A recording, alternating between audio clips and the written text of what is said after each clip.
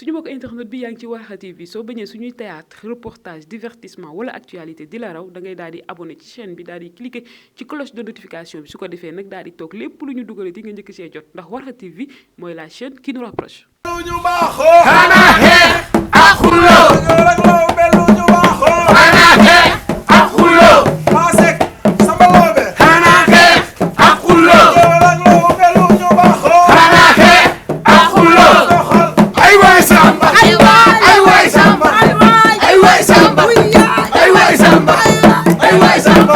subhanallah matullah waaleykum salaam wa rahmatullah yaa oustaz mbokk yi ginnaaw bi ma leen nuyoo maa ngi leen di ziar waaye yëpp sama gaay ziar bu lan waaye di leen baalu xaq te di leen baal xaq imaam moo toog si kaw tëjal di ñaan borom bi subhanahu wa taala jéggal ñu li ñu fi boole nii nag muy préparation laylatul xadri ndax laylatul xadri mi ngi ñëw ci weeru koor waaye ci bis yu mujj yi ci weeru koor ci la ñuy dàkkee laylatul xadri waaye laylatul xadri am na saar boo xam ne yàlla wàcceel na ko ma bëgg nag sañ sekk nga jàngal ma saar boobu su ko defee ma teg ko insha allah ko toosuwaay cim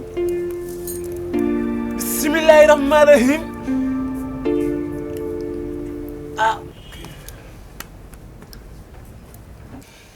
mais lii la jox ko si maalaw sëñ maalaw waaw bu dee teewlu nga ko nga dimbale ñu si rek weer ti nga ma rek ma xarooti rek bismillahi rahmaani rahim ina anzalnaahu fii laylatul qadri wa ma adraaka ma laylatul qadri laylatul qadri laylatul qadri laylatul qadri yéen ñaari paa yi seen làmmiñ ñu rëy yi nekk ina ansa naaw sax mën leen ko tari tëj leen seen gémmiñ yi man du ma wax góor di wax de jërëjëf noppi yow jërëjëf ci fu mu dagee noonu foofu laa leen di wax mu ne laylatul xadri xayrun min alfi shahrin waxtaanu laylatul xadri oustaz yaa ñu ci doy dama ne oustaz bam ñu doyee du tey dañ koy waxaat tëddee boo déggee mu ne laylatul xadri xayrun min alfi shahrin waaye dafa ne tanazzalu malaikatu wa ruuhu fiha waxtaanu laylatul xadri imam yaa ñu ci doy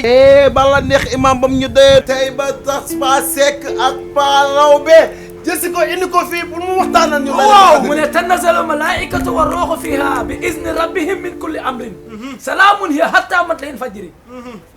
mu ne laylatul xadri xayrun min alfi shahrin mu ne laylatul xadri guddi la guddi bu gën junni weer mooy xayrun min alfi shahrin waaye yamu ci mu ne tanazzalu ci bis boobu malaikatu wa ruuhu fiha malaayka yi dañuy ànd ak jibril ci yéen bi izni rabbihim ci seen ndigalu borom salaamun hiya indiwaale ak jàmm xat taamat leen fajri nekk ak yéen ba fajar gi xar ñuy julli di woor weer koor bu mu si pare na si mbubb la rek gis nga julli yàlla daf ko farataal si jullit bi mun na inna salaata kaana ala muminina kitaabal mawquuta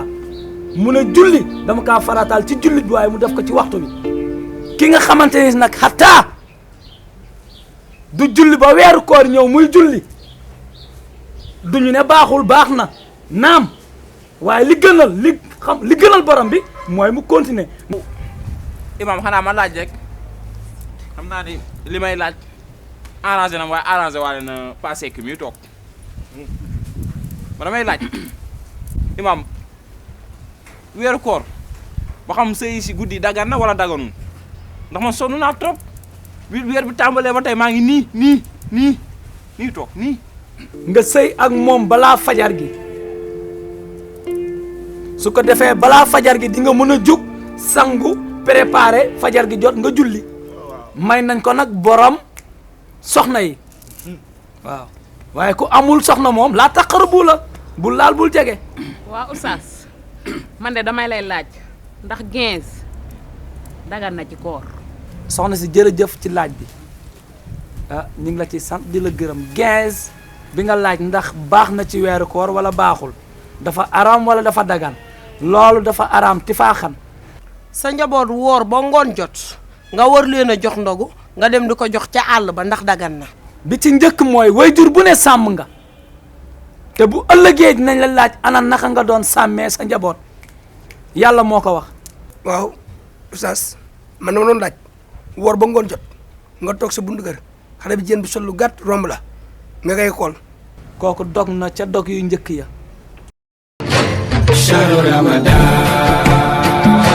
شهر رمضان شهر رمضان